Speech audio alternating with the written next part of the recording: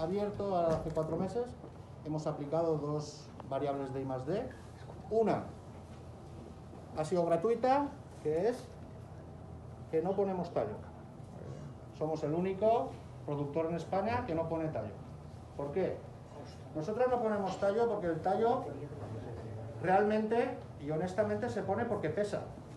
Entonces el cultivador gana peso poniendo el tallo.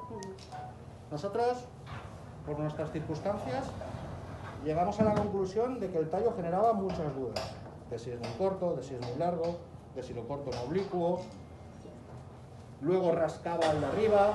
Total, hicimos un par de pruebas y decidimos ir sin tallo. Nosotros, por nuestras características, nos interesa más ir sin tallo y perder ese peso porque ganamos en agilidad de encajado y vistosidad. El mercado ya nos está respondiendo.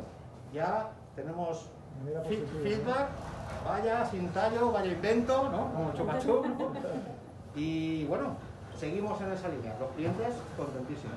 Bueno, el tallo lo tiras. Pues sí, no, Eso es nuestra... sí, pero talles, ¿eh? Talles echas bien.